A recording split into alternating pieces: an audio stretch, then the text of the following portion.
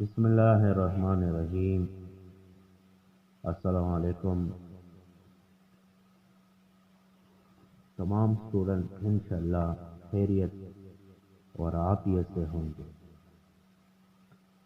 آج ہم شروع کریں گے میٹرک شیما کورس کی جو ایکسرسائز ہے، حل شدہ ایکسرسائز ہے، اس کے بارے میں ہم آپ لوگ کے ساتھ مکمل تفصیلات اور حل شدہ ایکسرسائز اور پیپر میں جو کویشچن آتے ہیں اس کی مکمل تفصیلات آپ لوگ کے ساتھ شیئر کروں گا۔ جو کویشچن اور جو ٹاپک ہم آپ لوگ کے ساتھ شیئر کرتے ہیں، یہ ایگزام کے پیپر میں ضرور اس کی سوالات یعنی کویشچن آتے ہیں۔ میٹرک کے کورس کی جو ڈگری ہے، یہ 2 سال میٹرک ڈگری کی طرح یہ قابل قبول ہے اور یہ گورنمنٹ کی طرف سے ویریفائڈ ڈگری ملتی ہے دینی طلباء و طالبات کے لیے۔ تو یہ کورس جو ہے یہ 202 کوڈ ہے اور اس کورس کا نام ہے مطالعہ پاکستان۔ اس میں یونٹ نمبر 1 جو ہے یعنی ٹاپک نمبر 1 جو ہے اس کا نام ہے برصغیر میں مسلم دور۔ یہ ٹاپک بہت زیادہ اہم ہے۔ اس ٹاپک سے اکثر پیپر میں ایک سوال ضرور آتے ہیں۔ بس برصغیر میں مسلم دور کے جو حالات ہیں اس میں تمام سیاسی حالات ذکر کیا جائے گا اور سیاسی حالات کون کون سی ہے اس کی تفصیلات میں آپ لوگ کے ساتھ شیئر کروں گا۔ تو ہم چلتے ہیں ٹاپک کی طرف۔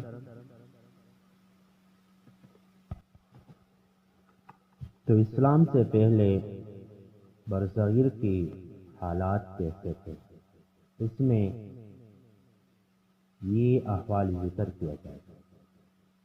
برصغیر میں مسلمانوں کی آمد سے پہلے کے حالات کا مطالعہ کرنے سے پہلے یعنی مطالعہ کرنے سے جو سیاسی، جغرافیائی، معاشرتی اور ثقافتی صورتحال سامنے آتی ہے، اس کا خلاصہ مندرجہ ذیل 5 نکات میں پیش کیا جا سکتا ہے۔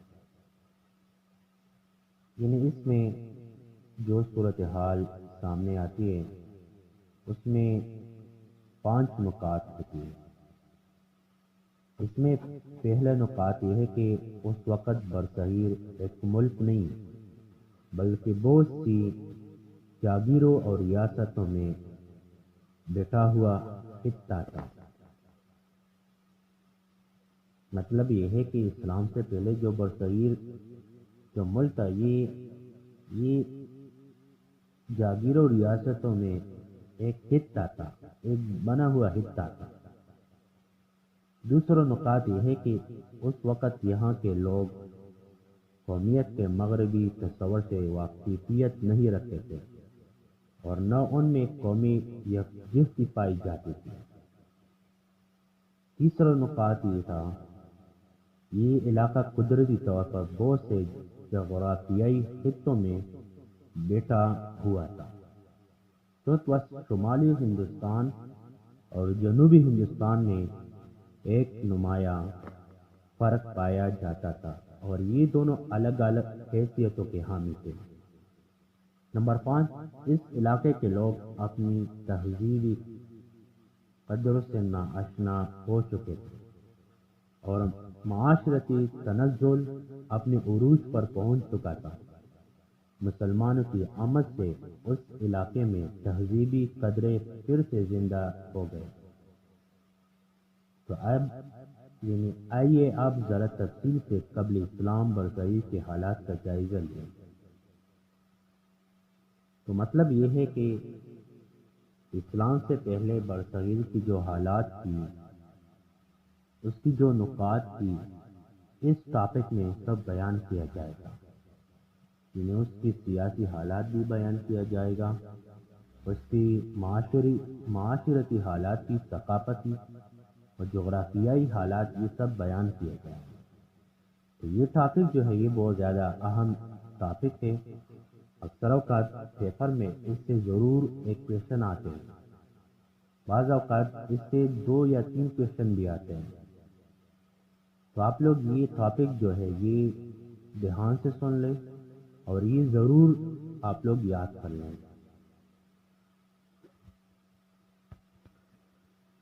تو اس میں سب سے پہلا جو نکت ہے وہ یہ ہے کہ سیاسی حالات۔ اب ہم سیاسی حالات بیان کریں گے۔ آپ لوگ کو معلوم ہے کہ برصغیر کا خطہ مجموعی طور پر بد نظمی، لاقانونیت، سیاسی انتشار اور خود مختاری کے رجحانات کا شکار تھا۔ کوئی ایک مرکزی حکومت قائم نہ تھی۔ زمینداریاں، جاگیریں اور ریاستیں الگ الگ سیاسی اکائیوں کی شکل میں موجود تھی۔ طاقت آزمائی اور لڑائی جھگڑے عام تھے اور عوام میں قومیت یکجہتی نام کی کوئی چیز نہ پائی جاتی تھی۔ مطلب یہ ہے کہ برصغیر کا جو خطہ تھا، جو خطہ کا مطلب یہ ہے کہ جو حصہ ہوتی ہے، جو جگہ ہوتی ہے، وہ مجموعی طور پر سیاسی انتشار اور خود مختاری کا شکار تھا۔ اس میں کوئی حکومت قائم نہ تھی۔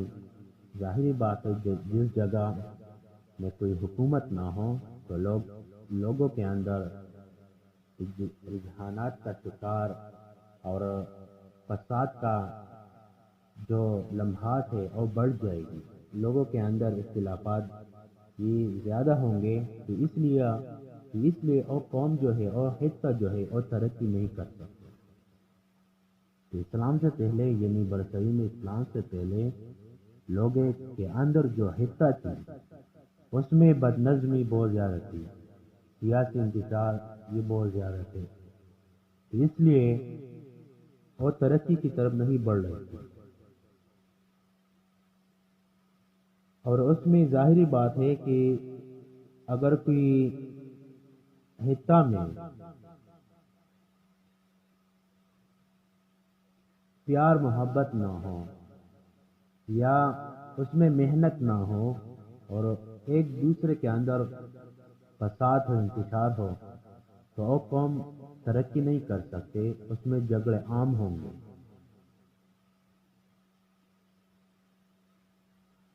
سیاسی حالات اس میں یعنی دوسرا نمبر آپشن یہ ہے کہ جغرافیائی اور طبعی لحاظ سے برصغیر ایک وسیع و عریض خطہ تھا جس میں مختلف اقسام کی جغرافیائی اکائیاں شامل تھیں۔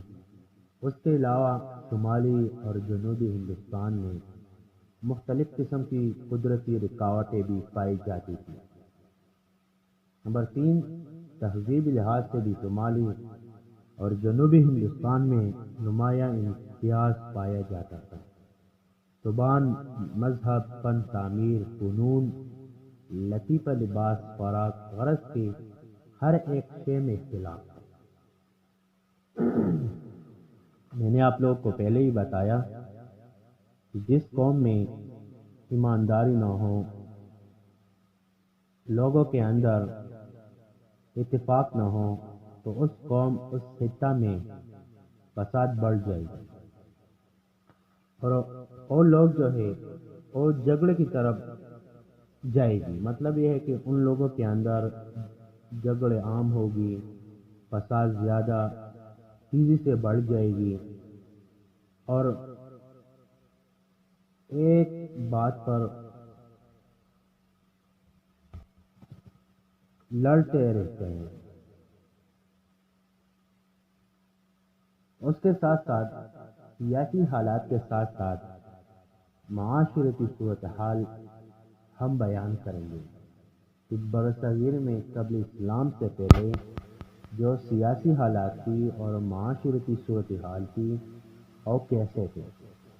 مسلمانوں کی آمد سے قبل یعنی ہندوستانی معاشرہ مختلف طبقوں میں بیٹھا ہوا تھا۔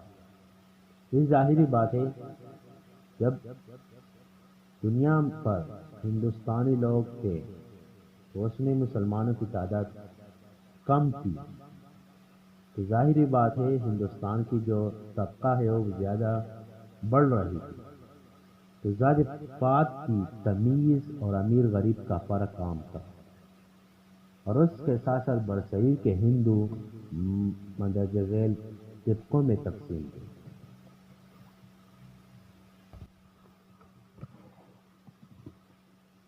یہ ہندو کی ایک قبیلہ ہے، ایک ہے برہمن، دوسرا ہے کشتری، تیسرا ہے ویش، چوتھا ہے شودر۔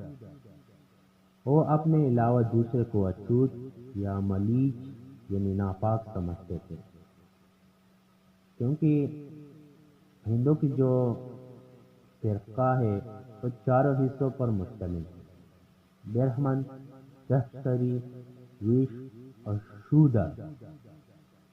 تو ان لوگوں کے اندر جو اچھوت تھی، یعنی وہ لوگ یہ ناپاک سمجھتے تھے، اور طبقاتی نظام کی وجہ سے بہت سے معاشرتی مسائل پیدا ہو گئے تھے، اور ظلم و ستم اور اخلاقی پستی عام ہو گئی۔ عدم مساوات نے باہمی نفرتوں اور دشمنیوں کو فروغ دیا ہے۔ معاشرے میں طرح طرح کی بری رسمیں اور غیر اخلاقی انسانی قدریں عام تھی، اور بچپن کی شادیاں، کثرت ازدواج اور خودکشی کی رسوم، سود خوری، قمار بازی اور شراب نوشی جیسے اور بہت سے دیگر اخلاقی جرائم بھی پائے جاتے تھے۔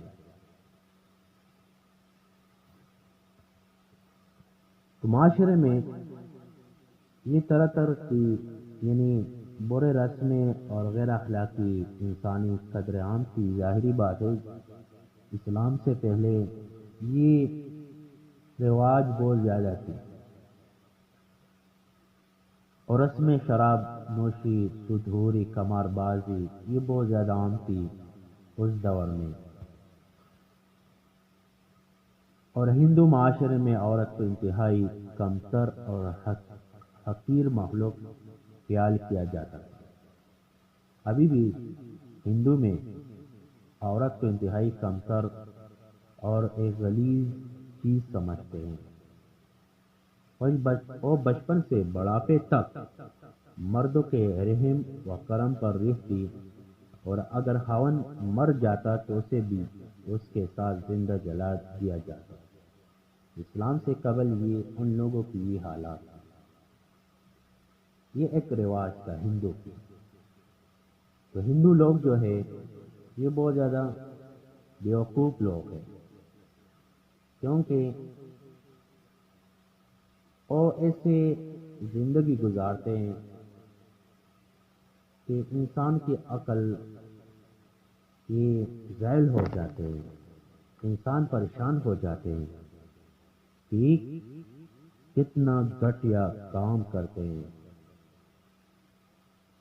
یہ ایک رسم تھا اس زمانے میں، ہندو میں یہ ایک رسم تھا کہ جب کسی عورت کی مرد یعنی خاوند جو ہے وہ مر جاتا تو اس سے یعنی اس کے ساتھ اپنی بیوی کو زندہ جلا دیا جاتا ہے۔ اس رسم کو ستی کرنا کہتے ہیں، یا وہ تمام عمر بیوہ رہتی، اس کے علاوہ مختلف معاشرتی مزاحم کا شکار رہتی۔ اس کے ساتھ ساتھ ہندو کا طرز زندگی اور رہن سہن بھی عام طور پر حفظان صحت کے بنیادی اصول کے مطابق نہیں ہوتا، اور مذہبی اور عمومی تعلیم حاصل کرنے کا حق صرف برہمنوں اور اونچی ذات کا ہندو کو حاصل تھا، اور ہندو اپنے تعلیمی تعصب کی وجہ سے دوسری قوموں کے علاوہ سے فائدہ نہیں اٹھاتے تھے۔ سنسکرت ہندو کی علمی زبان تھی۔ برصغیر کا معاشرہ بنیادی طور پر ایک دیہی معاشرہ تھا۔ زراعت، کھیتی باڑی، قلعہ اور زرعی شعبے سے متعلق تھا۔ دوسرے پیشوں کے ساتھ ساتھ تجارت اور دستکاریاں معاشی سرگرمیوں میں شامل تھی۔ ابھی ہم تیسرا نمبر ہیڈ لائن بیان کریں گے معاشی حالت کے بارے میں کہ ان لوگوں کی معاشی حالت کیسے تھی۔ مسلمانوں کی برصغیر میں آمد سے پہلے یہاں کے عوام کی معاشی حالت خاصی غیر تسلی بخش تھی، یعنی تسلی بخش تھی۔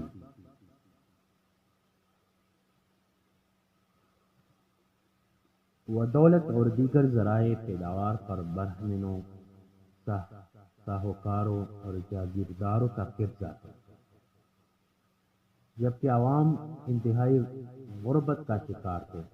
انہیں 2 وقت کی روٹی اور لباس تک بھی میسر نہیں تھا۔ چھوٹے زمینداروں اور تاجروں کا وجود نہ ہونے کے برابر تھا۔ سودی نظام کی وجہ سے طبقاتی معاشرے کو استحکام حاصل تھا اور معاشی جرائم، جوا، قمار بازی، بددیانتی، ملاوٹ، رشوت اور جائز و ناجائز ذرائع سے دولت کے حصول کی خواہش نے معاشرتی پستی اور بے شمار دوسری خرابیاں پیدا کر دی تھیں۔ برصغیر آبادی کا کثیر حصہ زراعت پیشہ تھا، یعنی زراعت پیشہ تھا، اور کیونکہ یہ بنیادی طور پر ایک زرعی علاقہ تھا، یہاں کاشت کی جانے والی بڑی فصلوں میں گندم، کپاس، چاول، گنا، دالیں، جو باجرہ وغیرہ شامل تھی۔ یہ جوا نہیں ہے، یہ جو باجرہ وغیرہ شامل تھے۔ اور برصغیر میں اس دور میں تجارت کا انحصار زیادہ تر اچھی فصلوں سے وابستہ تھا۔ زراعت نے برصغیر میں ایک زرعی معاشرہ جنم دیا، دیہات قائم ہوئے، زمینداریاں اور جاگیریں وجود میں آئیں، اور معاشی لوٹ کسوٹ کا طویل سلسلہ جاری ہو۔ اس دور میں کھیتی باڑی زیادہ تر دریاؤں کے ارد گرد ہوتی تھی۔ زرعی ترقی نہ ہونے کے برابر تھی۔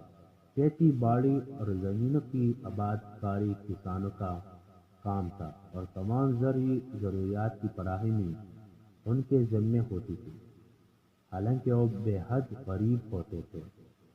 زمیندار نئی زمینوں کی آباد کاری میں دلچسپی نہیں لیتے تھے، اور برصغیر میں تجارت اور کاروبار زیادہ تر رویش ذات کے لوگوں کے ہاتھ میں ہوتا تھا، جو نسل در نسل اس کام میں مہارت حاصل کرتے گئے۔ ان کے تجارتی قافلے روم، یونان، چین، مصر اور عرب تک جاتے۔ یہ تجارت زیادہ تر بحری راستوں کے ذریعے سے ہوتی۔ ملک میں اس وقت کئی بندرگاہیں بن چکی تھی، لیکن مالابار اور دیبل کی بندرگاہیں مسلمانوں کی آمد کے وقت قابل ذکر تھی، اور اندرونی ملک تجارت کا نظام بھی خاصاً وسیع ہو چکا تھا، اور ملک کے مختلف علاقوں اور شہروں کے درمیان باہمی تجارتی رابطے قائم ہو چکے تھے۔ اس دور میں برصغیر کی تجارت کا زیادہ تر انحصار زرعی اجناس اور بنیادی ضروریات کے اشیاء پر تھا۔ صنعتی لحاظ سے اس وقت برصغیر خاصاً پسماندہ تھا، اور یہاں کوئی قابل ذکر صنعت نہیں تھی۔ تاہم دستکاریوں اور گھریلو سطح پر مختلف اشیائی ضروریات تیار کرنے کا رواج پایا جاتا تھا، اور ہاتھ سے بنی ہوئی ان اشیاء کی تجارت بھی ہوتی تھی۔ اس کے ساتھ ساتھ مذہبی حالات ہم بیان کریں۔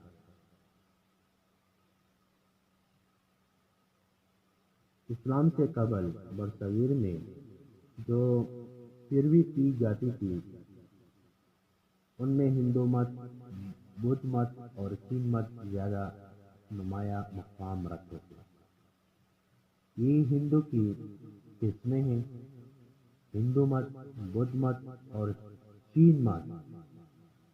اس کے بارے میں اکثر کوشچن بھی آتے ہیں کہ آپ لوگ ہندو مت کے بارے میں ایک نوٹس لکھیں، یا بدھ مت کے بارے میں نوٹس لکھیں، یا سکھ مت کے بارے میں آپ لوگ ایک نوٹس تحریر کریں۔ تو یہ ٹاپک جو ہے، یہ کوشچن جو ہے یہ بہت زیادہ اہم ہے، یہ دھیان سے سن لیں، اور یہ کوشچن جو ہے یہ آپ لوگ ضرور یاد کر لیں۔ اسلام کی آمد سے قبل برصغیر میں جن مذاہب کی پیروی کی جاتی تھی ان میں ہندو مت، بدھ مت، سکھ مت زیادہ نمایاں مقام رکھتے تھے، اور بت پرستی اور دیوی دیوتاؤں کی پرستش ہندوؤں میں عام تھی۔ مسلمانوں کی برصغیر میں آمد کے وقت یہاں 9 کروڑ سے زائد دیوتاؤں یا بتوں کی عبادت کی جاتی تھی۔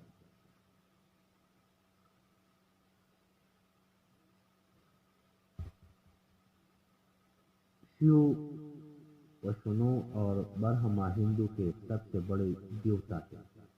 اس وقت ملتان بت پرستی کا سب سے بڑا مرکز تھا، اور اسے مول دیوتا کا مقام سمجھا جاتا تھا۔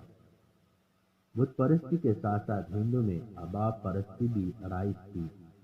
والدین کی پوجا کی جاتی، خاندان کے بزرگ پوجا کے لائق ہوتے، اور کسی ممتاز فرد کے مر جانے پر اسے دیوتا کی حیثیت حاصل ہو جاتی۔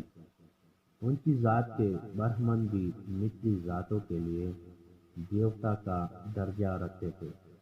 برہمنوں کو بہت زیادہ اختیارات حاصل ہوتے، اور یہ اقتدار بھی قبضہ جمائے رہتے تھے۔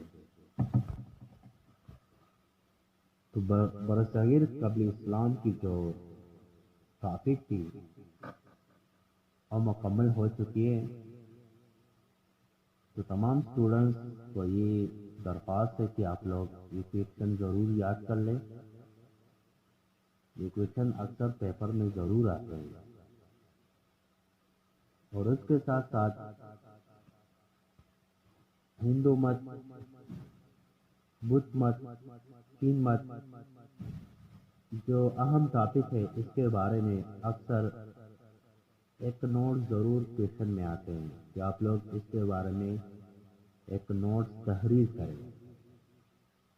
تو یہ سیاسی حالات، معاشی حالات، جغرافیائی اور ثقافتی صورتحال جو برصغیر کے اسلام یعنی قبل اسلام سے پہلے جو حالات تھی وہ میں نے آپ لوگوں کے ساتھ ذکر کیا، اور اس کی تفصیلات بھی آپ لوگوں کے ساتھ شیئر کی، تاکہ آپ لوگ یہ کویشچن جو ہے یہ دھیان سے سیکھ لیں، سن لیں، اور اپنے دوستوں کے ساتھ بھی شیئر کر لیں تاکہ وہ بھی اس سے استفادہ حاصل کریں۔